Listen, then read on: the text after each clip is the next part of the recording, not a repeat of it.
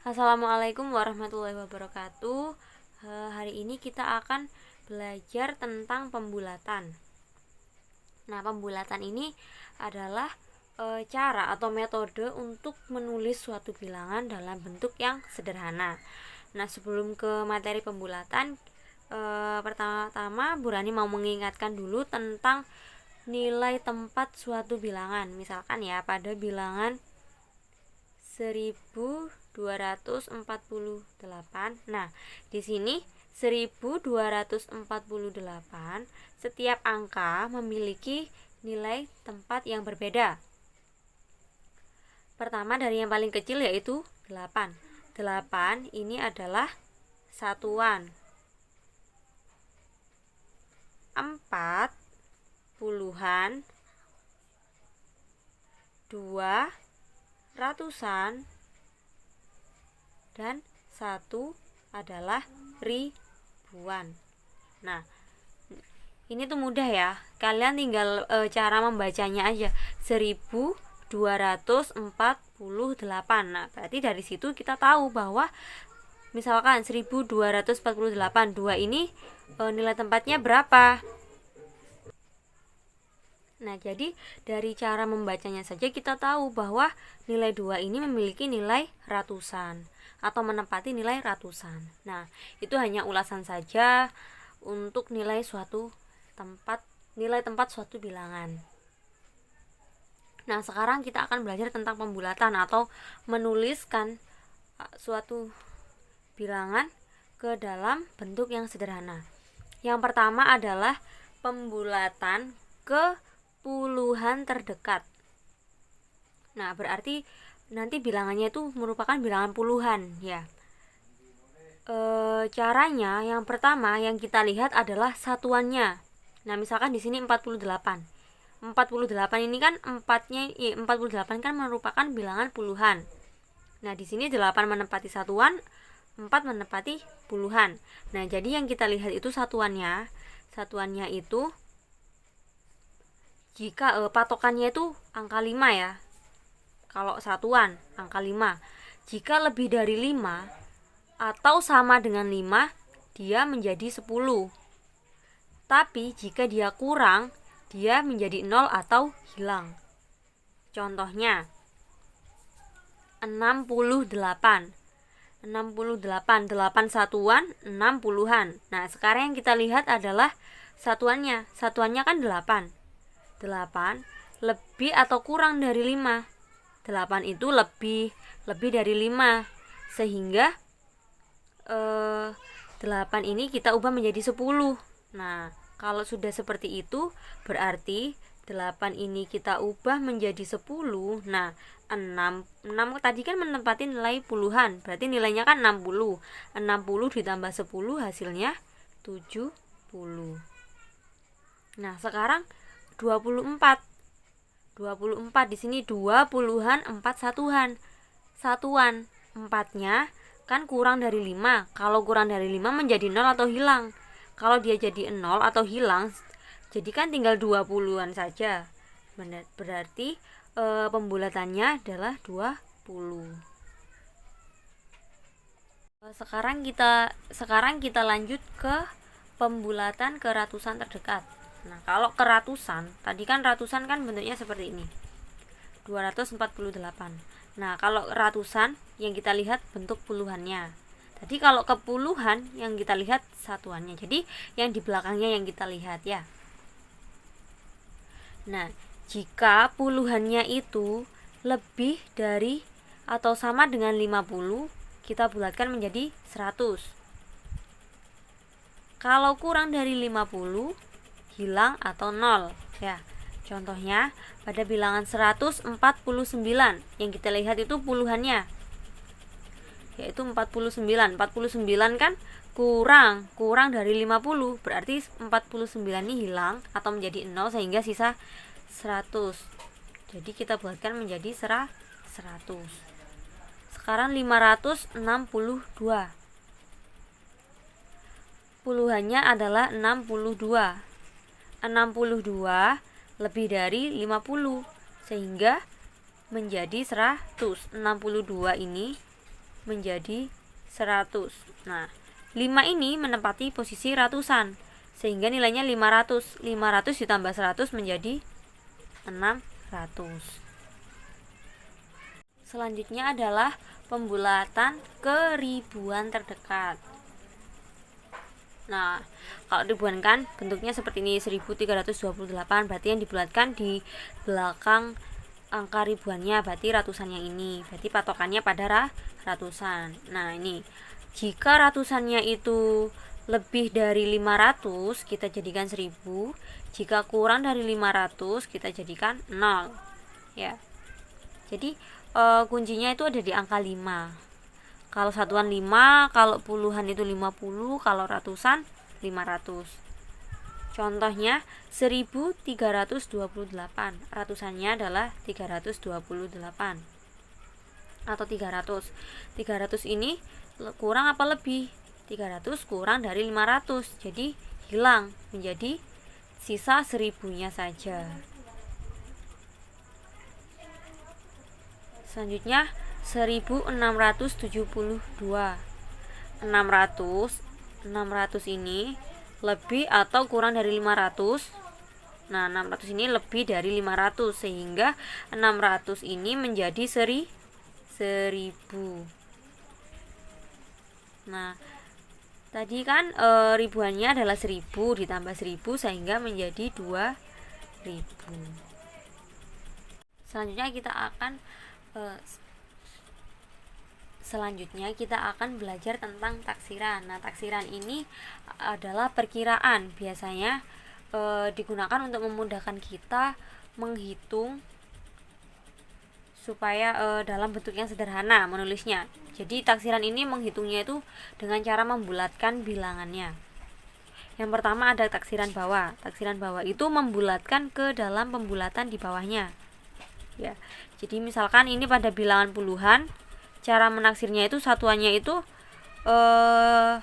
dibulatkan ke bawah atau dijadikan dengan 0. Jadi 24 ini satuannya dijadikan 0 menjadi 0. 24 taksiran bawahnya menjadi 20 karena 4-nya berubah menjadi 0. 37, 7-nya atau satuannya dirubah menjadi 0 sehingga menjadi 30. Nah, kalau operasi hitung seperti ini, cara menaksirnya itu kita bulatkan ke bawah semuanya. 64 kita bulatkan ke bawah menjadi 60 dikurangi 23 kita bulatkan ke bawah menjadi 20, sehingga hasilnya 60 dikurangi 20 40. Ini taksiran ke bawah, jadi membulatkannya ke bawah atau menjadikan satuannya itu 0 ya. Yang kedua ada taksiran atas. Nah, taksiran atas ini kebalikan dari taksiran bawah. Taksiran atas itu membulatkan ke dalam pembulatan di atasnya. Misalkan pada bilangan 24 kan puluhan. Nah, 4-nya ini kita bulatkan ke atas menjadi 10 karena satuan kalau kita bulatkan menjadi 10 sehingga 20 ditambah 10 yaitu 30. 37, 7-nya kita bulatkan ke atas menjadi 10. 30 ditambah 10 yaitu 40. Nah, ini sama dengan cara yang seperti di atas tadi. Kita bulatkan satu per satu. 64 kita bulatkan ke atas menjadi 70 dikurangi 23 kita bulatkan ke atas menjadi 30. Sehingga hasil taksirannya yaitu 40.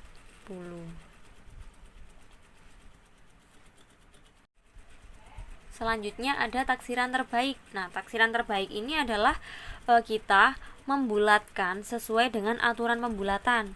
Kalau tadi di taksiran bawah atau atas, misalkan di bawah ini tadi ya 7 kan, 7 dibulatkan menjadi 0 kan, tidak sesuai dengan aturan pembulatan. Tadi kan aturan pembulatan kan jika satuannya lebih dari 5 itu menjadi 10.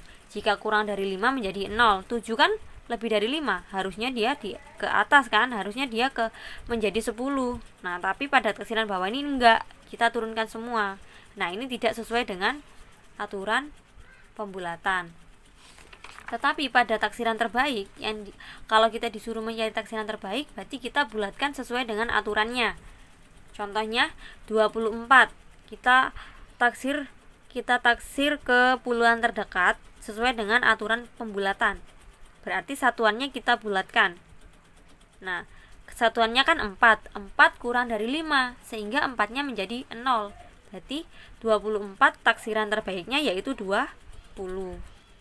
Kalau 37, satuannya kan 7 lebih dari 5, sehingga dibulatkan menjadi 10 karena lebih dari 5, sehingga 30 ditambah 10 adalah 40. Jadi taksiran terbaik dari 37 adalah 40.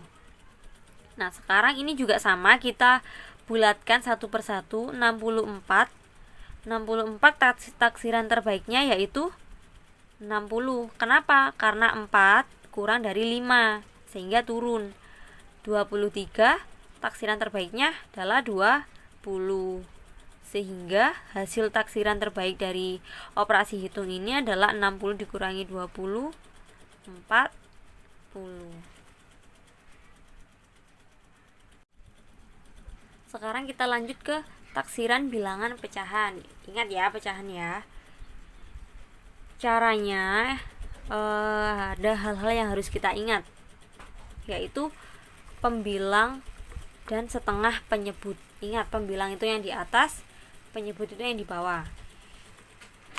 Aturan yang pertama, jika pembilangnya itu lebih dari setengah penyebut. Setengah itu maksudnya dibagi dengan 2. Pembilangnya lebih dari setengah penyebut, maka pecahannya dibulatkan ke atas. Kalau ke atas itu maksudnya menjadi 1, jadikan 1. Tetapi jika pembilangnya itu kurang dari setengah penyebut, kita bulatkan ke bawah atau menjadi 0. Contoh ya, contohnya pada bilangan pecahan 9/10.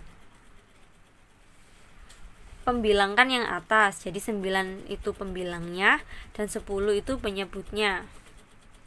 Ingat, tadi yang dibandingkan adalah pembilang dan setengah penyebut. Pembilangnya 9, setengah penyebutnya berarti setengahnya dari 10, yaitu 10 dibagi 2 sama dengan 5. Ini adalah setengah penyebut.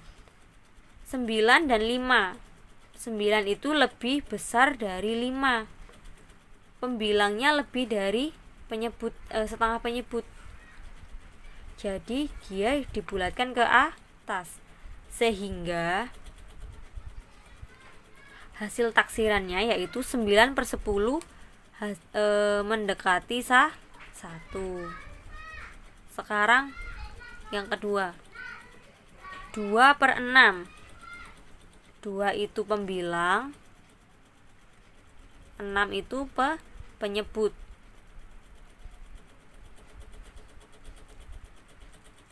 Setengah penyebutnya berarti setengah dari 6, yaitu 6 dibagi 2 sama dengan 3. Ya. Sekarang perbandingan pembilang dengan penyebutnya, pembilangnya kan 2 dengan setengah penyebut yaitu 3. 2 dan 3 itu tandanya kurang dari. Jadi 2 kurang dari 3. Tadi jika pembilang kurang dari setengah penyebut, pembilangnya 2, setengah penyebutnya 3, jadi 2 kurang dari 3, maka pecahan ini taksirannya ke bawah yaitu 0. Contoh pada pecahan, ini pecahan campuran ya, 3 9/10 ditambah 1 2/6. Nah, kita cari hasil taksirannya. 3 9/10 ini bisa kita tulis seperti ini, 3 ditambah 9/10. Ya, kita jadikan 1 dulu ini, karena ini satu kesatuan. Lalu ditambah dengan 1 ditambah 2/6.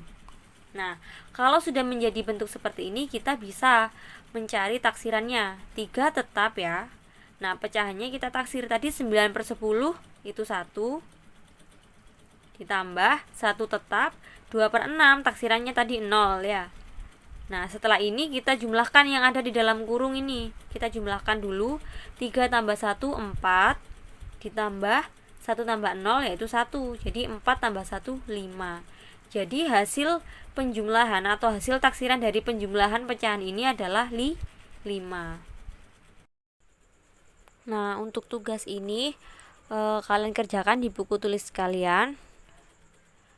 Di sini perintahnya yaitu tentukan taksiran terbaik. Nah, jadi tadi kalau taksiran terbaik itu sesuai dengan aturan pembulatan. Ya. Mungkin hanya itu saja yang bisa Bu Rani sampaikan untuk hari ini. Kurang lebihnya mohon maaf. Terima kasih, semoga bermanfaat. Jika masih ada yang bingung bisa hubungi Bu Rani. Terima kasih. Wassalamualaikum warahmatullahi wabarakatuh.